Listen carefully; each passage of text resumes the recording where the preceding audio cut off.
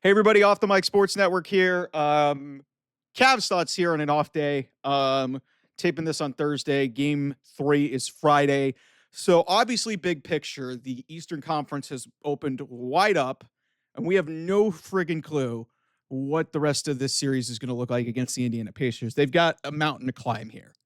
And I think that, there's definitely a path for them to get back into the series, but it involves them getting some of these players that are injured back into the lineup. But I want to address something that happened to me on social media, and I've seen this a lot in the last day or two. We talked about yesterday about LeBron and like the Cavs. Oh, we should go get LeBron. Now we're to the portion of the discussion of, hey, let's just blow this whole thing up and let's just, reset and trade Garland and trade Mobley. At some point, maybe we'll trade Jared Allen because Jared Allen was the player du jour that people wanted to rip on because he couldn't finish the Orlando series and wasn't able to come back for the Boston series last year.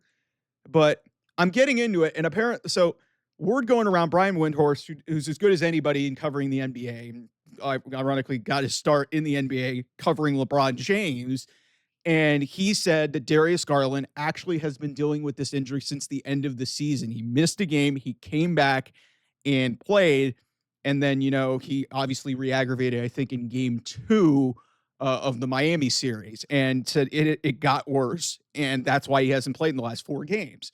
So a lot of people are mad about the injury designation of saying he's day to day. Stop creating false hope. Stop creating this narrative that there's a possibility that he could come back. You could just designate about him for a period of time. Guys, you're not going to do that unless it is a really significant injury. Like with Kevin Durant when he tore his Achilles back in 2019, you knew, and they announced the inevitable. When it's these other injuries that, like, I'm not going to say that they're minor, like rolling an ankle, a sprained big toe, or a dislocated right playing dislocated shooting hand thumb for DeAndre Hunter. Like, these are injuries that, hey, they can manage, but also some of it's a pain tolerance, some of it's just unpredictable, and it's a level of comfort. Also, it's the medical staff too. So there's so many components to this that it's really becoming an exhausting conversation about, like, hey, let's just blame the players who didn't play for a game that the Cavs were up by 7 in the last 45 seconds. I've been over this scenario millions of times. And I even watched a play that made me infuriated. And, it was just a case of bad luck. Max Strus couldn't get the ball inbounded on the first thing with about 27 seconds to go. And Kenny Atkinson used his last timeout, even though Max Strus was just about to get the ball. And I think I would have to go look at the video to see if it was going to be a 5-second count, and he was scared of it and got the timeout in.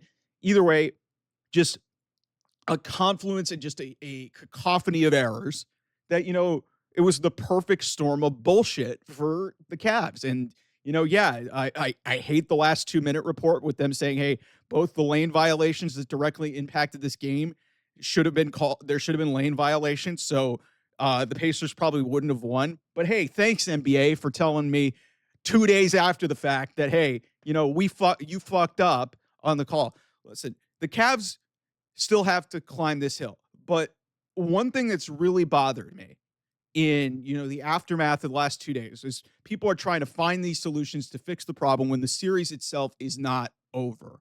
Okay. And the Cavs have built a team and a sustainable model that won 64 games during the regular season. And you know what?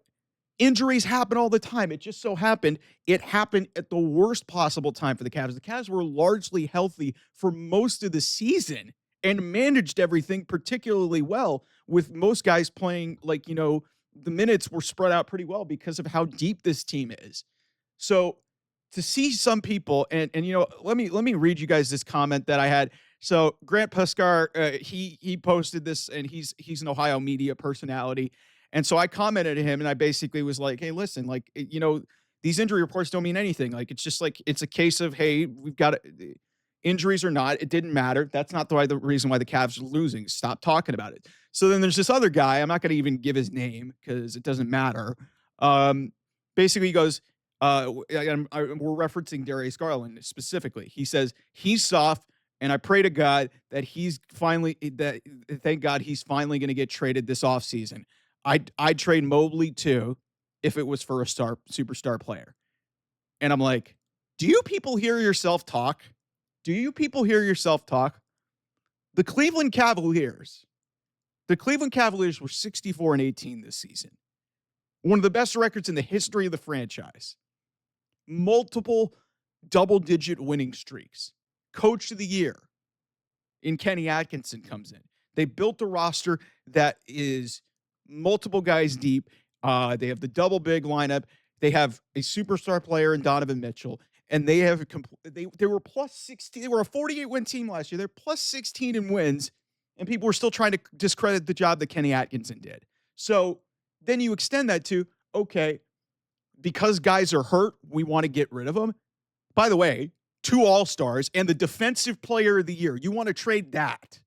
Darius Garland, a 20-point game scorer, made a bunch of clutch shots for the Cavs this season, was really close to the best version of himself. And just because of an unfortunate injury at the worst possible time for both of these guys, you want to trade him. For what? You want to go get Giannis, who's nearly past his prime? You want to go get Kevin Durant, who's nearing the end of his career? What are you trading for? What is better than this situation? Like, do you people honestly understand?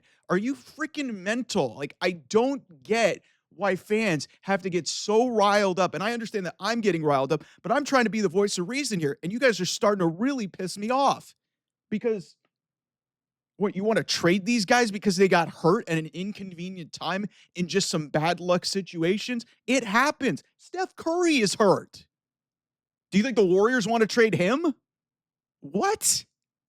Defensive player of the year. Darius Garland's like 24, 25 years old, still a relatively young core. This team won 64 games, and just because both these guys got injured, you want to trade them. What in the fuck are you people on? And this guy is just a sample of what I've been seeing for the last 2 days. It's an example of just how dumb this fan base can be. And it's just a microcosm of how dumb Cleveland sports fans or any sports fans can be. Y'all need to chill the fuck out. Go to Indiana and let's support this team as they go to Indiana. They were one of the best road teams in the NBA.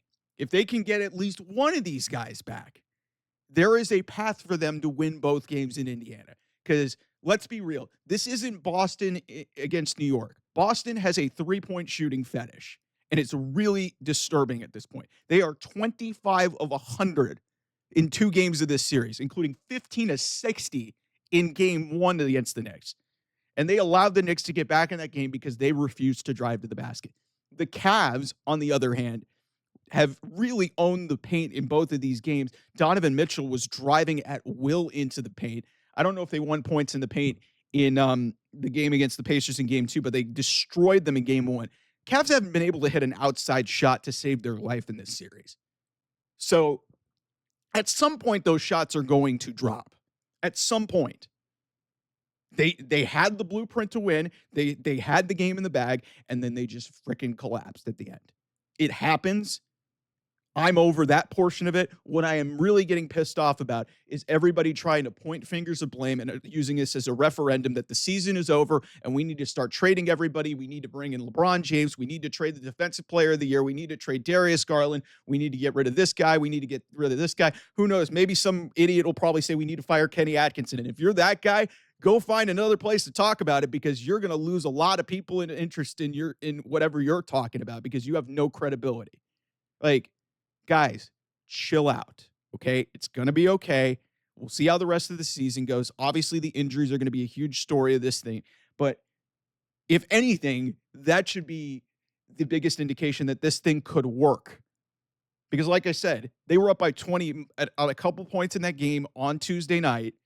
And it just came down to they pretty much just forgot, froze mentally, were not tough enough to manage the end of that. And, some calls weren't made. But I'm not going to, I'm mad at the NBA for revealing that. But it's like, this stuff happens in the NBA. We've seen it. Like, only one home team has won a game in this round so far. So it's just, I'm frustrated too. but it doesn't lead me to say nonsensical takes like some of what you guys are saying. So chill the fuck out. It's going to be okay. Anyway, thanks so much. I'll see you guys. Bye.